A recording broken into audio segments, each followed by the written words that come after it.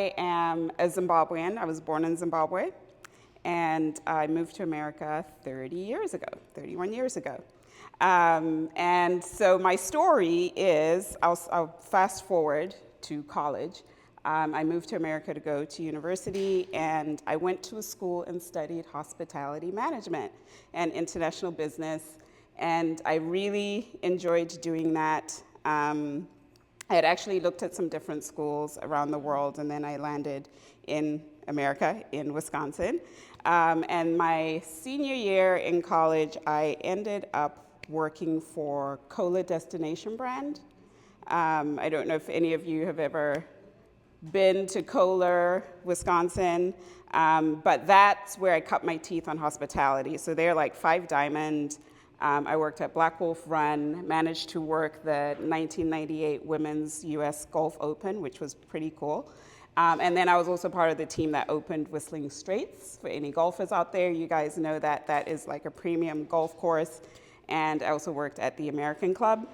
And then when I graduated college, I went to work for Hyatt Hotels, and that was pretty cool too.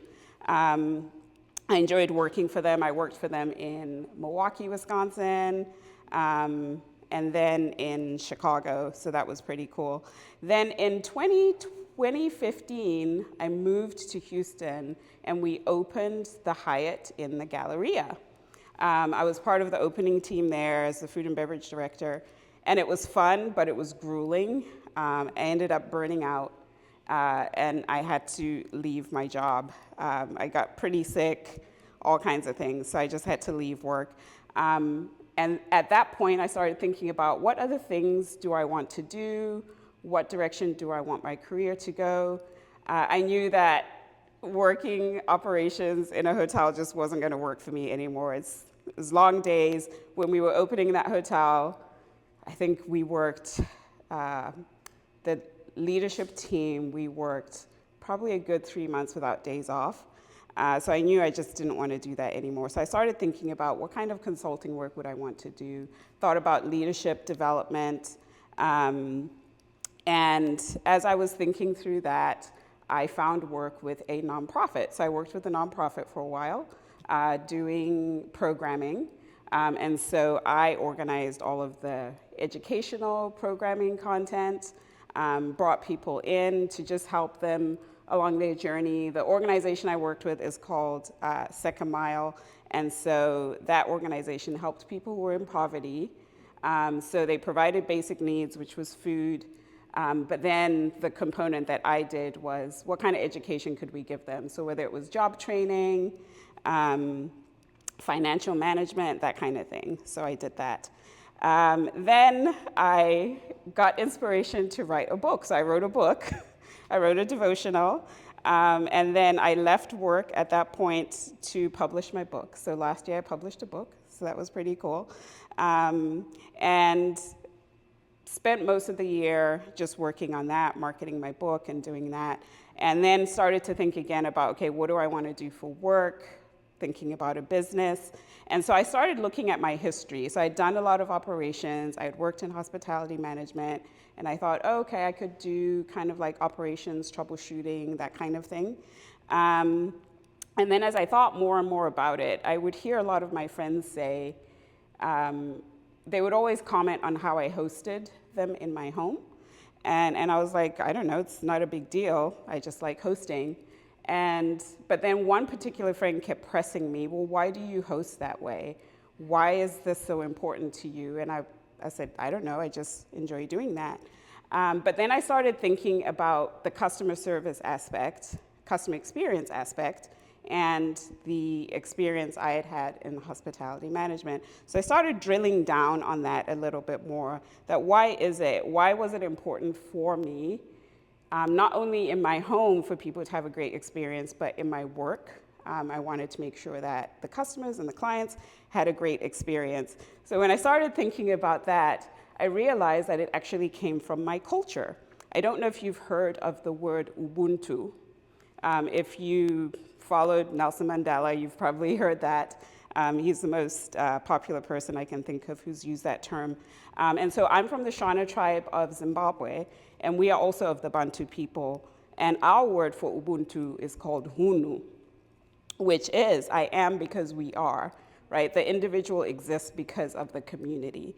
And two of the pillars of Hunu or Ubuntu are generosity and hospitality. So for example, way back in the day, when somebody was traveling from village to village, they didn't take things with them because wherever they landed, that village would host them.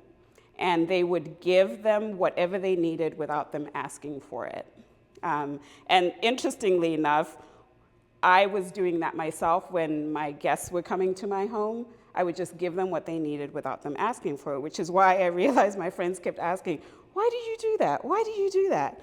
And I was like, oh, I made the connection. That was why I do that, because it was the way I was raised, and it was what we did within our culture. So then that landed me on my why for wanting to start a customer service consulting business, customer experience consulting business. And then starting to look at the statistics with that, customer experience makes a huge difference in our businesses. And one of the things I started to think of as well was like a lot of the big companies, they have access to big customer experience consulting firms, and they have the money to pay for them. But what about the small business? Do they have access to that kind of experience? And so after doing quite a bit of research, I found that businesses that have good customer experiences, they make 7 times more revenue. Their customers spend 140% more because they are enjoying the product, they're enjoying the service.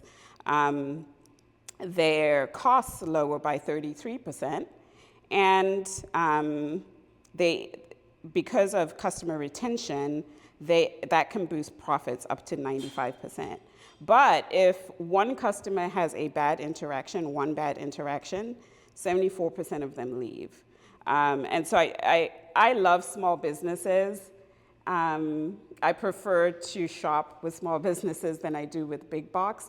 And so I was just thinking of what's another way to help small businesses actually do well and make the money that they deserve to make. And really for the vision that they have to be experienced by the people who come into their business. So that was my idea. And so I've started Savanhu Advisory, which is curating customer experience journeys and helping people with that. And then the other thing that I'm doing right now as I'm starting is I'm surveying businesses, which is that QR code if you're interested in doing that, just to find out what is your biggest pain point and what's working well within your business. And then I'm also working on launching a podcast talking about customer service strategies and interviewing small businesses about what they're doing well. So that's it. Thank you. That was great. So we're going to open it up for questions and comments now. Yes.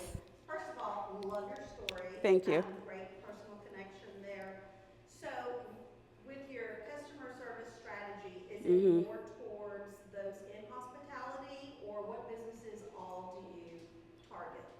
Right now I'm targeting hospitality, but that being said, I've also worked with a friend who has an online business, and she was creating workshops for her clients, and so I helped her with that as well to make sure that that experience for her clients from when they purchased the workshop to going through the workshop was optimal. Yes? Zimbabwe to Wisconsin? I know. And the thing is, when I got off the plane, I didn't have a coat and it was the middle of winter. So I grew up in St. Croix in the Virgin Islands. Yeah. And I went to Beaufort, South Carolina for boot camp for the Marine Corps. I passed out my first day. Did you? So I feel it. Yeah, it was crazy. Any other questions?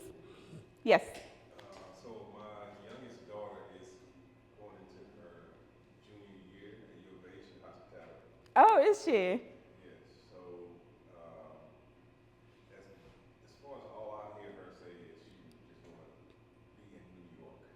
Okay. Right, but, you know, any advice at this point, for her that you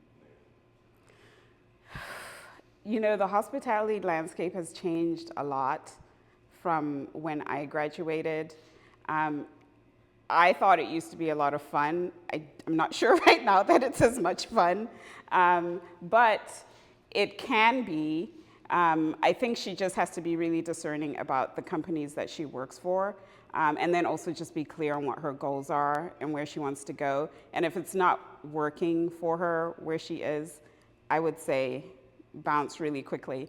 And I typically wouldn't say that except for just what I've seen in the hospitality landscape. A lot of the hotel companies are now using hospitality management firms who are more interested in the bottom line. So there's a smaller workforce and they're squeezing the most out of you as they can. So I would just tell her, don't linger where it doesn't seem to be working really well. Start to look somewhere else. You're welcome. Okay, real question. Yeah. So, across the board, that seems to be the norm, right? Where more and more they're outsourcing the management of the customer service aspect of it. Yeah. And though the mission of the company or the image that they want to portray says this, but the actual experience, So like something else. I've gone to doctor's office, dentist's office here locally, and I met the doctors and the dentists in a separate event, and you know wanted to go support them. But when you get there, you know the receptionist is on the phone. You come up to the desk, and they're like barely acknowledge you, and it's a whole different experience than I think the owner of the business, you know, wants to portray. First question is, how do you, if they don't know, I think it's part of the problem. So how do you advertise to bring about awareness that, hey, what you think you're projecting is not the reality of what your customers are experiencing? Yeah, that is a question I'm trying to answer is how do I get small business owners to actually see what's happening within their business? I did work for another friend. She was a solo practitioner at the time, and she was in the weeds in her office all day, but she didn't see what was happening out front. And so she was starting to experience problems, and I said, well, let me just come and observe for a day and see what's happening. And it didn't take a day. It took the first hour to see what was happening within her business. And then I suggested some changes for her, and those things helped. You know, we've all heard of mystery shops, right? That's one way to do it. But the question is, as a small business owner, how many small business owners can actually afford a mystery shop? But I think not being able to do that is actually impacting their business more than they realize. Because when you have, I mean, who's had bad customer service experience in here? Yeah.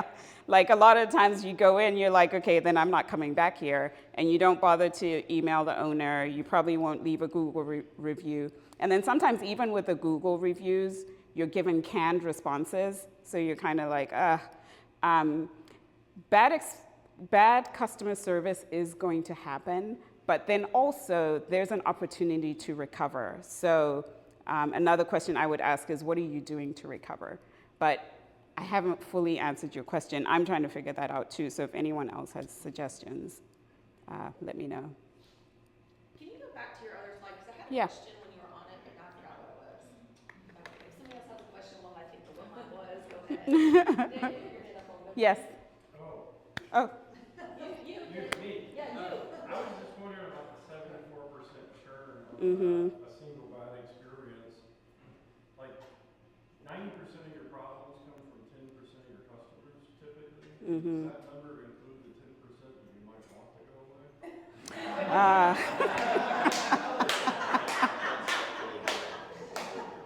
It probably does. And here's what I'll say about the ones that you want to go away. If you don't want to do business with I have no problem telling people I do not want to do business with you.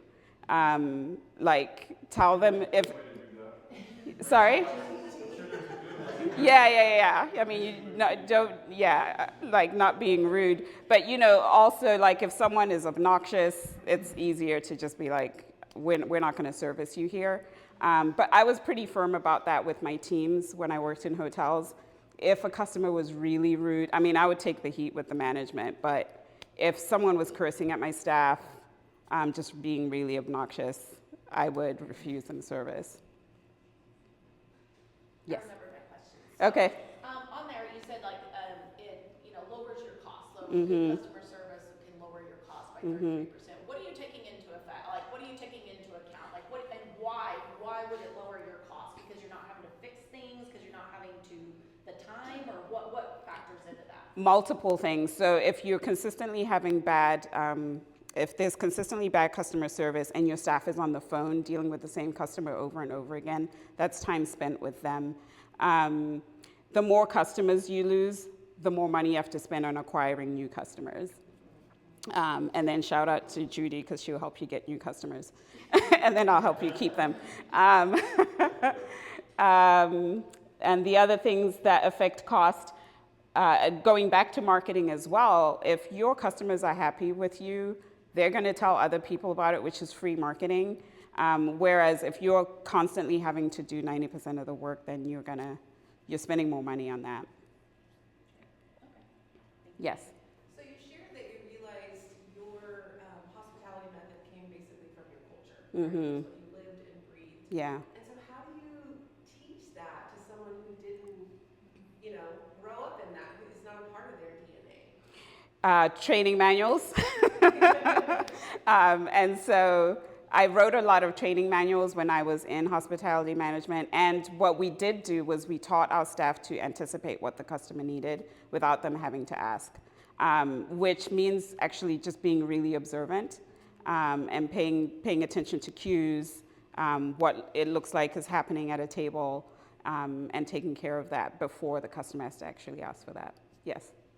So I was in franchising for a long time, and one of the hardest things to do is that we could write all this SOPs and training manuals and everything we want to, but then getting the franchisees to actually implement that, Yeah. there's a disconnect, right? Yeah. So I think there's a real opportunity in that space for you or someone like you to come in and give a third-party perspective on that, because like if I as the franchisor told my franchisees to do something, there's automatically a wall. But if I bring in a very nice, knowledgeable third-party person and say, look, it's not just me saying that, this person who we hired is telling you that this is the right way to do it too. Yeah. I think that's a pretty effective strategy to find new business. Yeah, I agree. And then especially with franchises, so I worked for Hyatt Hotels. I worked for a corporately owned hotel, and then I worked for a hotel that had a different owner and a different management company. And then there tends to be a disconnect too between the owners, the management company, the corporation. And so I've seen that friction and had to navigate it. Even in the best scenarios, there is a time duration where the SOP or the manual gets adopted by the actual employees. Mm-hmm. So you know when it's working. It works in the Marine Corps because Yeah. it's an actual consequence, right, for us Right. not following the rules. Chick-fil-A, I don't know how they do it, but all of their employees, their shirts tucked in, they greet you, they say certain things that you know is, so you can see it when it works. Mm-hmm. But sometimes you can have the best manual in the world, and you still go into that organization, and if there's no consequences there, if there's no incentive, I guess, or consequence, then it takes a long time for Yeah. that manual that you write or come in and pitch to take hold. Yeah, and there has to be supervision as well. So the example I gave you about my friend who's the solo practitioner, she had training SOPs in place, but she wasn't supervising. So the staff were just doing whatever they want. And there has to come a point to where there's enough supervision where you're not necessarily micromanaging, but they're clear that you're watching what's happening and what your expectations are. And there also needs to be, whether it's disciplinary action or consequences, when those standards aren't followed. So it puts, the onus on the manager, on the owner as well. But if that's what you want, then you kind of have to put that time in and figure out how to get that in there. So, one of the reasons I connected with you didn't necessarily come from my culture, but as a former teacher, I used to read a novel with my kids, and some of them were troubled kids, and they would connect with this model, or the novel, because it was based on a troubled child. Within that novel, and it changed the way I hosted, there was a story where the gentleman tells the child that he's trying to mentor, fix me dinner. And the dinner was going to be a simple hot dog. Paper plate, paper cup, half burnt hot dog there. And then he goes, okay, tomorrow it's my turn. Same hot dog, nice plate, nice glass, well presented. Yeah. And the line that was used in the book is, you fed my body, I fed your soul. Yeah. So customer service is not about feeding the person, it's about feeding their spirit. So even a simple visual might help you get that point more across. Okay. Do you want this, a hot dog on a paper plate, or do you want this, and then so now when people come in, even if we're just having pizza, I have a full setting with candles burning. You're right. In the middle, and it's like, I don't know why, Lydia, but every time I come, it's welcoming. Yeah. It's the candles, it's the ambiance that's created now to feed their spirit and not just their body. Yeah. That's great. Thank you. I'll definitely adopt that. Yeah. Yes. I guess, is there some like training or strategies to kind of handle, I guess, the quietly unhappy customer, not the one that like jumps on the Google or Yelp, but that they smile, say thank you, and then you just never see them again. I think. Help employees kind of identify those cues. Oh, helping the employees identify the quietly unhappy customer. That's where it comes to reading cues, like what's happening on the customer's face, and asking and how was this? Is there something else I can do for you? How did you like this particular service? Sometimes we just have to ask the questions, and because I find that all it takes sometimes is just to ask the question, and the person's going to say, well, now that you ask, I didn't like X, Y, Z. And then that's the beginning, too, of recovery. So they're like, oh, they noticed and they cared. And so now they're going to do something about it. So it doesn't matter that something went wrong. What matters is how they recovered. Yes? I lost a client that I thought I would never lose. He's a retired Marine. We knew each other. And he went to this event. There was another financial advisor there. He filled out a card, and the guy sent him a birthday card and a card for his anniversary. Yeah. And then went back and says, hey, when was the last time your current advisor recognized your birthday? Yeah. And I lost him because, I said, dude, you left? What's going on? He goes, I've been with you for 9 years. You never once recognized my birthday. Yeah. And I'm like, and it didn't matter. It didn't matter that my service was investing his money and doing a good job. Yeah. I lost him because I'm not. He didn't feel known by you. I'm a caveman as far as touchy-feely. Yeah. And that didn't seem important to me. But it was the one thing that got him away from me. Yeah. Get birthday cards.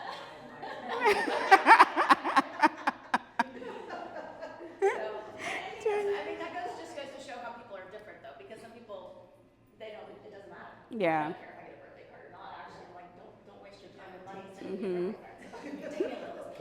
No. But it's okay. I mean, it's good.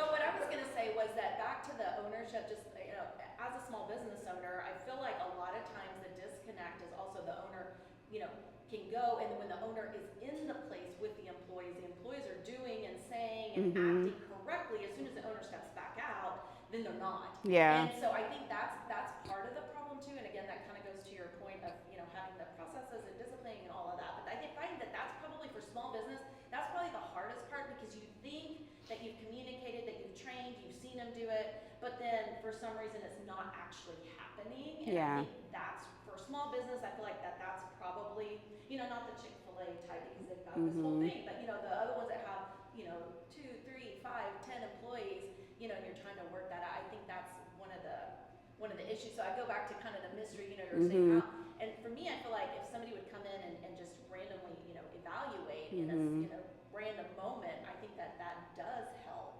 Yeah. the owner understand what did they actually experience. Yeah. You can, as an owner, you can see the emails that come in with something and how that was handled, or the phone, you know, those kind of things are easier to monitor, but it's more the interaction, especially those businesses that have that bigger interaction. So. Yeah, I agree. I had a team, well, I inherited a team that was a mess, and that kind of thing was happening. And then, so I mean, it ended up being like a whole kind of human resources related thing. So I had to just get to the bottom of what was actually happening with the team. And then once we built trust, my mom got sick, she got cancer, and I would be away for lengths of time, but they still did what they needed to do at the level they needed to do it. But it took work to get there. I'm not gonna lie. Brenda. Yeah. So. Yeah, Judy. Last question, Judy. How do you feel about like loyalty programs? Does that help a business to see some more of that sort of repeat situation and repeat customers coming in and stuff like that? Are they more open to saying something? Because the quiet ones aren't going to say anything. But are they more open to saying things if there's some kind of loyalty program that they're seeing? I'll throw that question back to you. When you're on a loyalty program, do you give more feedback? No. Yeah. Sometimes I even forget I'm part of the loyalty program or have the card. I mean, I haven't done the research on loyalty programs. I can take them or leave them. Yeah. No, I was just gonna say. No. Somebody who has different loyalty programs, if I don't like the business, I'm not gonna go back for that second star. Yeah. I'm going to repeat if I have a great experience, and that's the only reason I would use it. I still have to enjoy it. Okay, so how can we as a community help you? I want to understand more pain points in small businesses, because most of you are small business owners here. Like, what is your biggest pain point in customer service? And how do you perceive, or like, what kind of help do you think you need for it? And then also, I am launching a podcast, and so I would like to interview local Pearland business owners on what they're doing well within their business. And so, like, as I meet you around at different networking events, we can definitely connect on that level. All right. Well, Yeah. thank you very much. Let's give her a hand. And you get your, you present, you get swag.